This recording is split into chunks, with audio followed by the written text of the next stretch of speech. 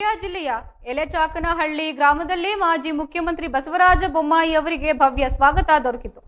ಇದಕ್ಕೆ ಕಾರಣ ಅವರು ಹಿಂದೆ ಸಚಿವರಾಗಿದ್ದಾಗ ಗ್ರಾಮದ ಕೆರೆಗಳಿಗೆ ಏತ ನೀರಾವರಿ ಯೋಜನೆಯ ಮೂಲಕ ಲೋಕಪಾವನಿ ನದಿಯಿಂದ ನೀರು ತಂದುಕೊಟ್ಟಿದ್ದು. ಬೊಮ್ಮಾಯಿ ಅವರು ಇಂದು ಸಂಸದರಾಗಿ ಗ್ರಾಮಕ್ಕೆ ಆಗಮಿಸಿದ್ದು ಗ್ರಾಮಸ್ಥರು ಬೃಹತ್ ಬೆಲ್ಲದ ಹಾರ ಹಾಕಿ ಕ್ರೇನ್ ಮೂಲಕ ಸುಮಾರು 3 ಕ್ವಿಂಟಾಲ್ ತೂಕದ ಬೆಲ್ಲದ ಹಾರವನ್ನು ಹಾಕಿ ಸ್ವಾಗತಿಸಿದ್ದಾರೆ.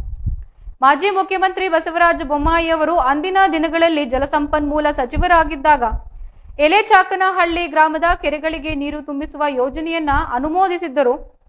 ತೂಬಿನಕೆರೆ ಗ್ರಾಮ ಪಂಚಾಯಿತಿ ವ್ಯಾಪ್ತಿಯ ಕೆರೆ ಕಟ್ಟೆಗಳಿಗೆ ಲೋಕಪಾವನಿ ನದಿಯಿಂದ ನೀರು ತುಂಬಿಸುವ ಮಹತ್ವದ ಯೋಜನೆಗಳನ್ನ ರೂಪಿಸಿದ್ದಾರೆ.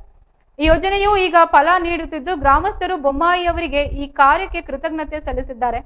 ಗ್ರಾಮದಲ್ಲಿ ನಡೆದ ಗೌರವ ಸಮರ್ಪಣಾ ಕಾರ್ಯಕ್ರಮದಲ್ಲಿ ಮಾತನಾಡಿದ ಬಸವರಾಜ ಬೊಮ್ಮಾಯಿ ಅವರು, ನಾನು ಸಚಿವನಾಗಿದ್ದಾಗ ಈ ಭಾಗದ ಜನರ ನೀರಿನ ಸಮಸ್ಯೆಗಳನ್ನ ಅರ್ಥ ಮಾಡಿಕೊಂಡಿದ್ದೆ, ಹಾಗಾಗಿ ಈ ಯೋಜನೆ ರೂಪಿಸಿದೆ ಎಂದು ತಿಳಿಸಿದ್ದಾರೆ.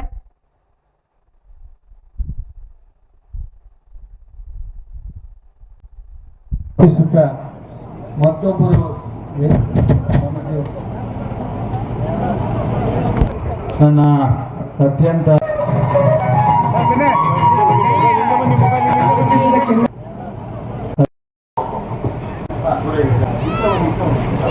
ನೆನಪಿನಲ್ಲಿ ಉಳಿತಕ್ಕಂಥ ಈ ಕಾರ್ಯಕ್ರಮ